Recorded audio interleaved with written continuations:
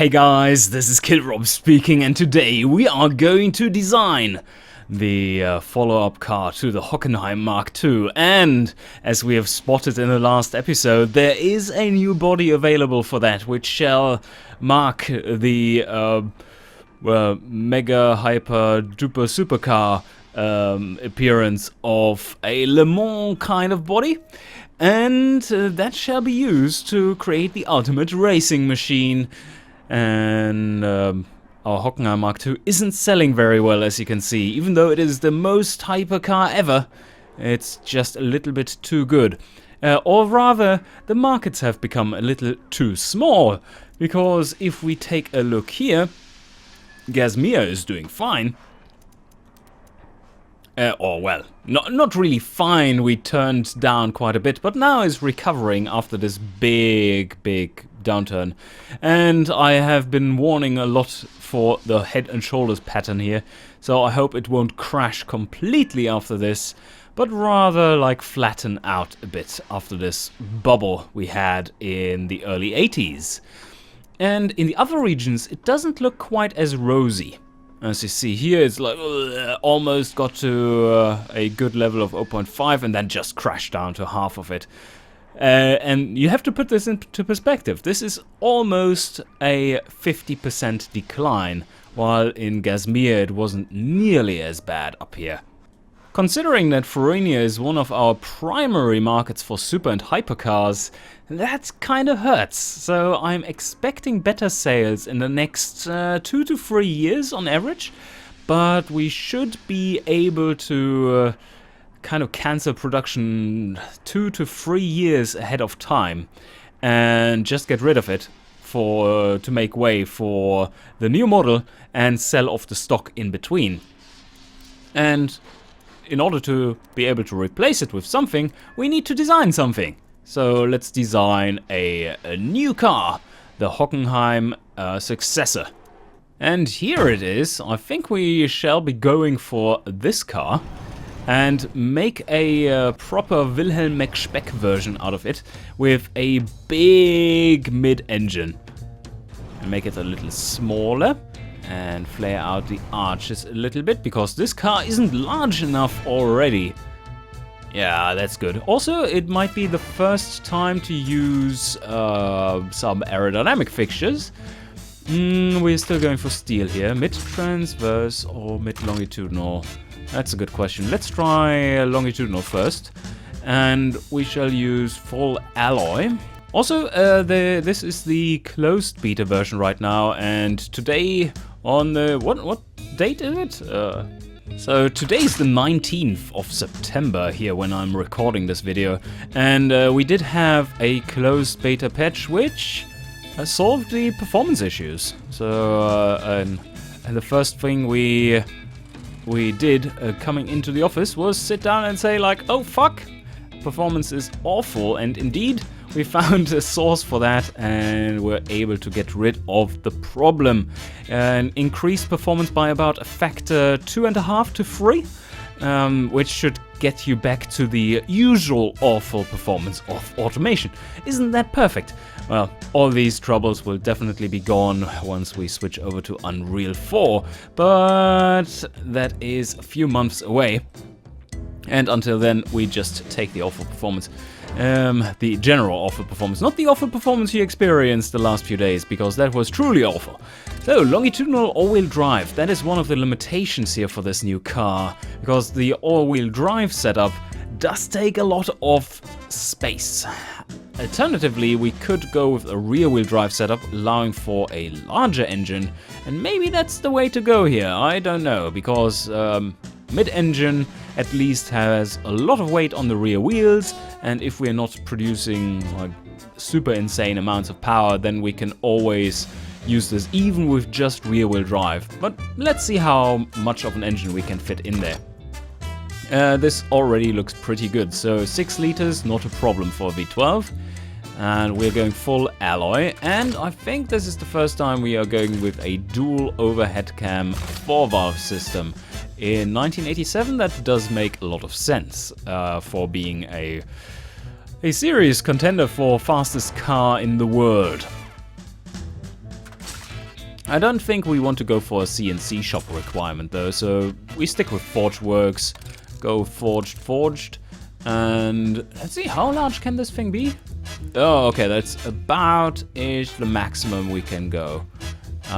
If we have a bore of 90 and lower this one, we make a nice big naturally aspirated engine which revs, so 6 liters, that is plenty, but with a short stroke we can rev it quite high, especially considering our forged internals.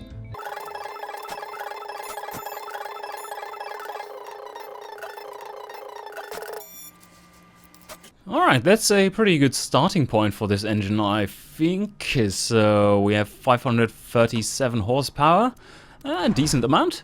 And now we can up compression quite a bit. 91 we are running on, so it's very modest in its fuel choice. Maybe if we want to sell it mainly in... no, but Frenia doesn't have too much of the good fuel. So maybe that's a bad choice to go for 95, but on the other hand, it does make a difference, quite a big difference. We could go all the way up to... Oh, that's a lot of power.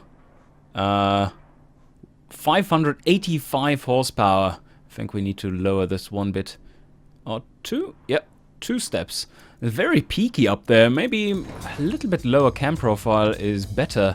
So less power, but we do get a much more reasonable torque curve with it. Not quite as peaky. It's not too good to use, as it can't really be delivered. We should keep a look out for the performance index. We want to basically maximize that one, as it's a pretty good measure of how good your engine is actually doing performance-wise. So let's compare it. So 371 with this setting, and we can go to...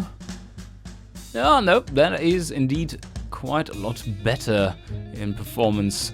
Yeah, so let's go with this one.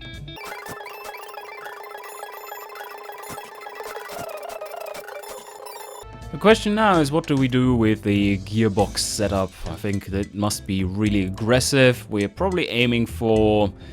Wow, that's really quick. 325, but first gear to 100, as we are revving so high, that does make a lot of sense. And maximum power delivery up there should be good. Geared LSD for our maximum sportiness. And of course we have the all-wheel drive. I almost forgot about that. Yep, 3070 should be good. And now we go sports tires. How large can these tires be? Massive! It can be massive. But this is looking more like a buggy than anything else. So maybe we stick with smaller tires and see what we can do here. 235s is a little small. So 265s. Yeah, 265 is better, but not quite happy. 295s. Yeah, now we're talking. And 245s in the front. Let's move them out. Is this too much? Oh, yep. It certainly is too much. This is more realistic. And let's move out the front tires as well. Nope, that was too far. Alright. Very, very wide stance. And pretty good setup for the tires. We're going with magnesium magnesium rams. And vented discs, of course. Free piston. And in the rear, the same thing, I would guess, because most of the weight is in the rear. Fully clad, because we want to be fast. Oh, we almost need all the cooling we put on there. Alright, let's give it to it.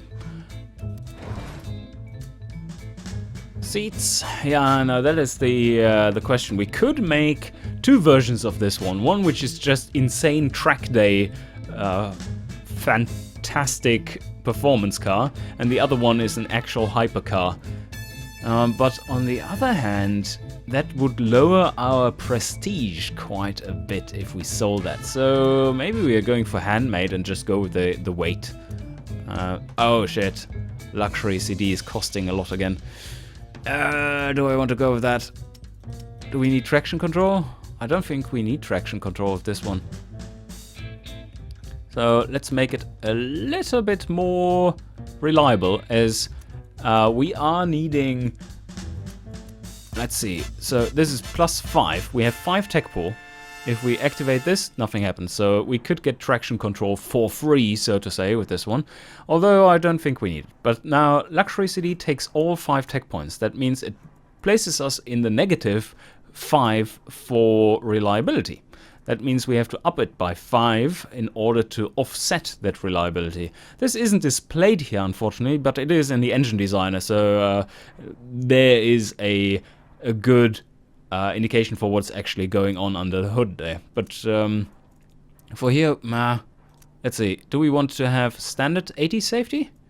That doesn't weigh much, but then again, this doesn't weigh that much either. 20 kilos extra? I think we can afford that. And then standard adaptive. Yes, adaptive is new. That sounds great. Let's go with standard adaptive. And we do have...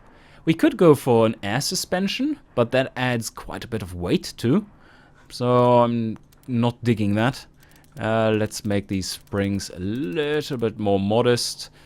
And these probably need to be softer in the front. And the sway bars... this car stance is super wide, as you can see, so I'm not too fussed about having those very strong. And we do need more ride height, even though this value is quite stupid considering what this looks like. Anyway, what do we have here? Okay, that's a good bass tune, it seems. And we almost hit a good tune for that too. We do need more sway bar stiffness in the front to turn it around, and less in the rear. We are already below 3 degrees roll angle, which is very sporty. Like 2 would be even more sporty, but we can stiffen it up a little bit, I guess. There we go. Yep, that's overall slightly better. And we do need more ride height, or we do need more spring stiffness. Or maybe both. Oh, that's pretty good. I'm not quite liking that we are not getting to a factor 1 here. And that may be because of our choice of tires. We could go a little higher here in the front. That's too much, but maybe we can turn it around. Like, more tires is always better, obviously, as we have more grip then. And we could go with a lot more power, as it looks like. I like that prospect. We shall take a look at the engine again and see if we can tune that a bit. But first, let's turn this handling curve around. So we need less sway bar there and even more there. Can we turn it around? Softer in the rear? Come on, turn around. More camber? Yes, there we go. Okay, but this probably is still oversteery. Very oversteery. And we are having so much lift. That doesn't look too good. We are very fast though at this car. But we need to turn it around even more. Let's see if that was enough to turn this one around. Now still no luck with that. We do need more downforce in the rear in order to turn this completely. So I think what I'm going to do is add fixtures now. We are adding a little lip in the rear, and that will look like this. We turn this one around. Come on, turn around. Hello? Do you want to turn around? There we want to turn it around. Like this. I think that should be fine. Looks like a mini spoiler sitting there, even though it's not really that functional. That should help us a little bit. Not too much. We don't want to put a fat wing on there, because that is so much air resistance that we don't really can control for the top speed here. We would lose loads of top speed. So now we have something on the rear, and we can control this curve by... Ooh, this is already better. Downforce. No, why is this one not reacting? We are creating lots of downforce there, though. Maybe I need one in the front and the rear to balance it out. Or alternatively, I could put downforce on it like this, and then turn it around to have the ultimate downforce vehicle. 100 kilograms of downforce, that sounds about right.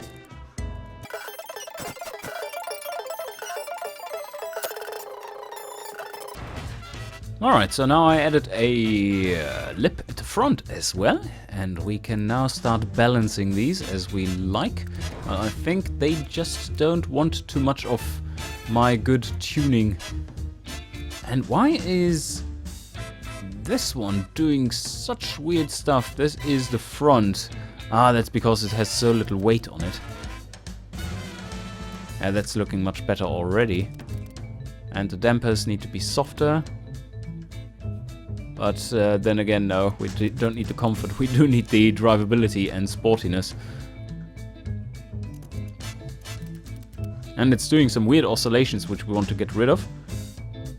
That may be the way to go.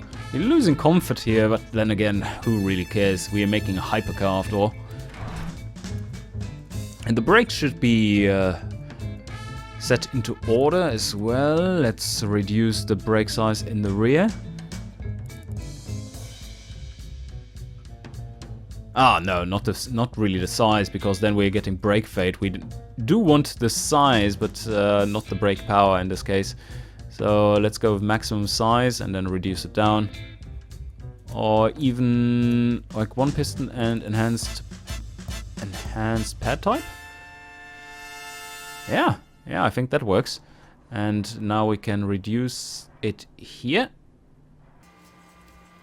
This is about the maximum we can get out, I think. Could improve this one a little bit. Maybe get more. Yeah, we got more sportiness out of it. These stats are looking splendid so far, and now let's see if we can't make this thing go a little quicker, because 0.8 G isn't really what I was looking for here, considering that our other car, our Hockenheim Mark II, did get above 1 G acceleration. We are really fast though, 4.4 seconds already. What can we get out of this engine? What happens if we add a twin turbo?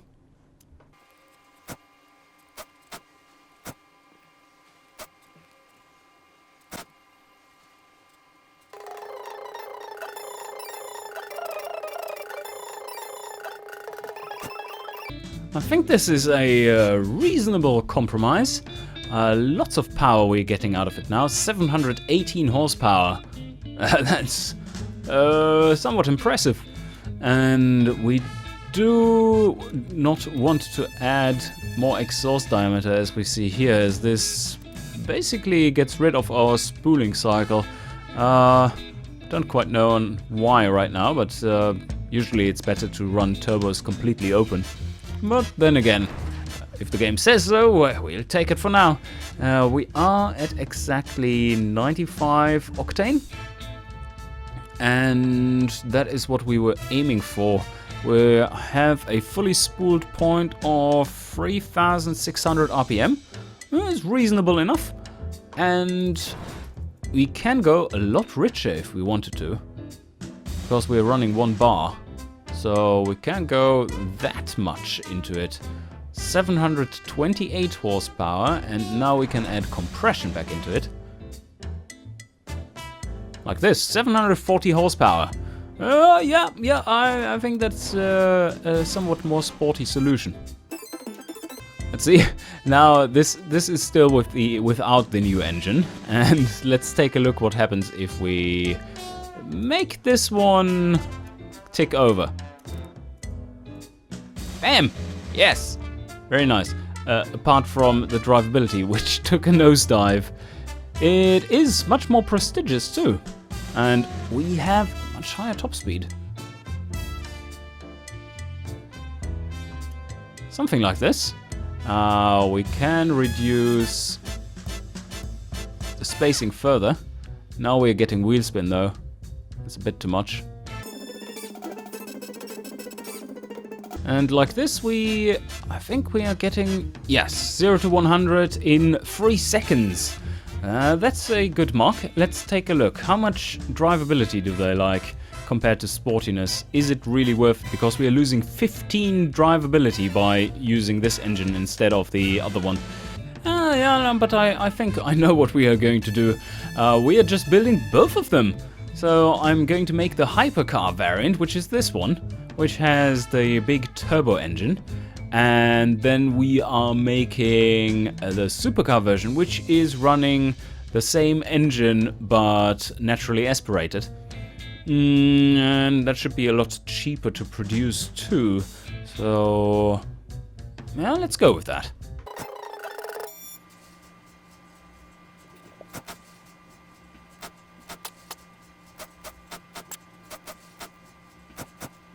I'm just trying to find an optimum for the high-speed graph, and maybe we just need a little bit more rear downforce.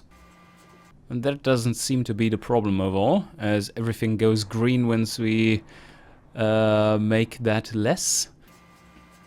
Also, we really want to hit 350 kilometers an hour in 1987.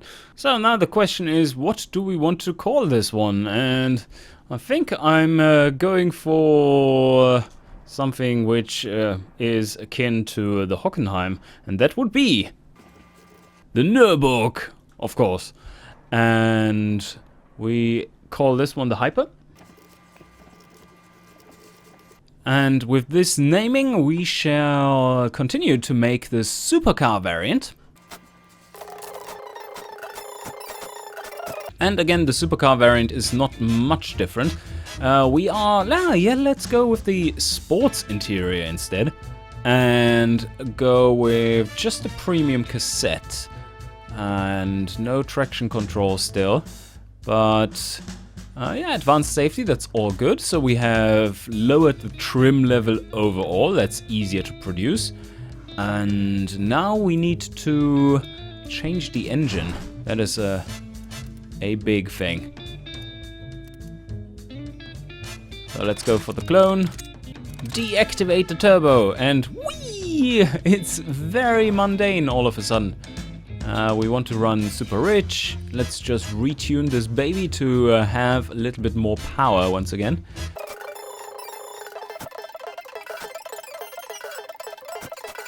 And this should do it. 576 horsepower. Not quite as impressive as the hypercar variant. And now let's have a look at what this does to it. Yep, all the acceleration gone. But on the other hand, we could make it a lot tighter. And I don't know if they really like that. It seems to be a bit off. No, they're kind of a fan. Higher acceleration, 4 seconds. It's not quite as impressive as the 3 seconds, but then again, we still have a car that sells really well in these markets. I have a little bit too much wheel spin. Where's that coming from? All the stats are increasing here. And now, of course, the high speed. What do we reach here? 322 kilometers an hour. But also we can lower our downforce. Yep, getting faster. And we don't need nearly as... Oh, shit, that's something we forgot completely. Uh-oh. The hypercar variant doesn't have enough cooling, does it? Let's take a quick look here. 720. Yeah, it's not enough. 51 average reliability. Ooh. Okay, we need to add more cooling. That should do it. Now we can have the full cooling potential of this car, and that doesn't make it much faster, as we now sacrifice almost 20 kilometers of an hour of top speed. So it's only doing 332 kilometers an hour. But we are back up to 60 reliability instead of the 47 we had before. Oh, that's something to go after. And this is still so limited, but we can't do much about it. Alright, I think that fixed this trim. So now let's finalize the super trim as well, and then put them into an engineering phase and production ultimately.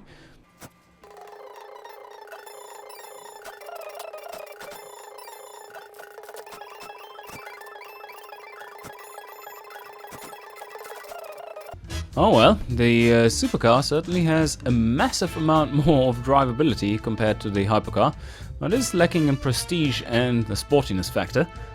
Overall, I'm really happy with both though. Let's take a look at their weights. 1.5 tons for the supercar. That's pretty heavy. And the fuel economy is pretty awesome. And we do have 1,645 kilos for the hypercar and 38.35 liters 100k. Very impressive. I hope they have a large fuel tank. 5 years of engineering. Wow. That kind of hurts. 224 million just for the trim. How long is the engine? 5.8 years. Ooh, fuck. So basically 6 years if we want to put in a little bit extra here. 57. There we go. So 6 years. And now we can put those up to get there as well. And there we are. So 6 years of engineering time. And overall engineering costs are $500 million. Yeah, no one said that hypercars are easy and cheap to engineer, I guess. But overall, they should be able to properly smash the market. And then again, that's the same thing I said for the Hockenheim Mark II, and see how it pans out. Not so well. Okay, we are going to replace the Hockenheim Mark II and the Family 12. And we do need our steel presses, yes indeed. And 34 cars a day. It only costs 30 million to re-engineer this one, and okay, this is also 30. 27 for this one. Forged Works is in. We do want to produce mainly... Oh, let's see, how many of these do we want?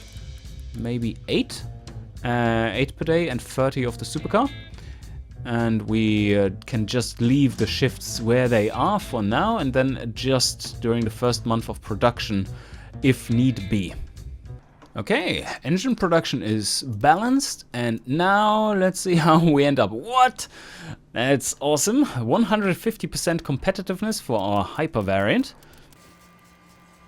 And let's go for a meek little markup of 350%, or maybe more, 400%. Supercar bias, go fuck yourself. Or, nah, no, we want to include the upper part of the supercar bias too. And now we take a look at the supercar bias. They need to be really happy with this. Oh, it's so much green. The extra drivability certainly helps the light sports premium category a lot. And this one at 250% markup, that is still good enough. And it serves as a hypercar backup. And even sells a little bit into convertible super, although not very much. Would help if we had a convertible of it. Overall, the numbers are looking very good. Although supercars currently are in a bit of a glut here. They don't really want to sell. While in Farina they are as well, but then again, we can easily double that market. Let's just see how it goes with this. And it's a Farinian production after all. We are selling it to Achana as second thing. We are selling exactly 0 there. No one has money. And yep, I'm happy with this. It costs a grand total of 550 million bucks. Ouch. But we have the money and we need to expand. So let's get started. And what I think I'm going to do here now is to put a year down the line and see how the markets shape up in that time.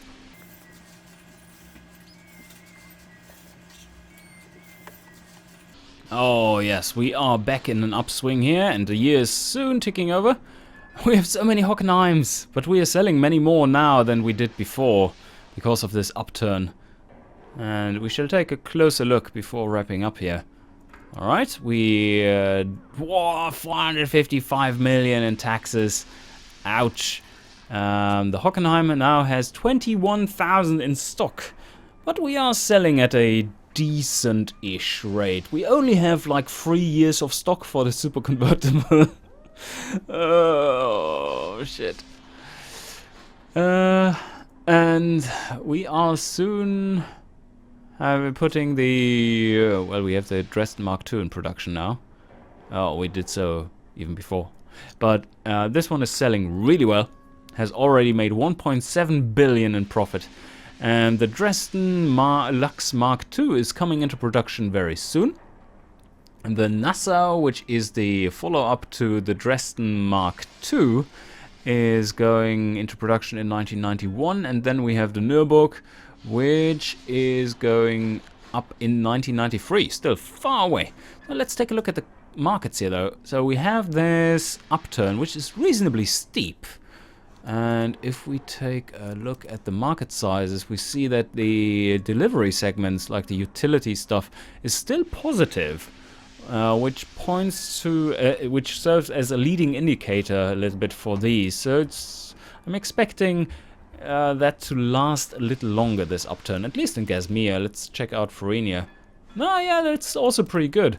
And we should be able to sell off quite a few of our Hockenheims Mark II. Still everything is green here. It does work well. And we have so much money that we soon can take a look at expanding further. I think we have enough money to actually get going with large factories. Maybe we want to penetrate into... maybe the commuter premium, family sports premium, and just plain premium segments. That opens up quite a big market. So we should take a look at that as soon as the Nassau goes into production. Maybe even before then. No, these are pre-launch factories, so... yeah, but then again, we have so much money in the bank. And that is a lot of things to worry about. But for now, let's call it a day. And I hope you enjoyed. And see you guys next time.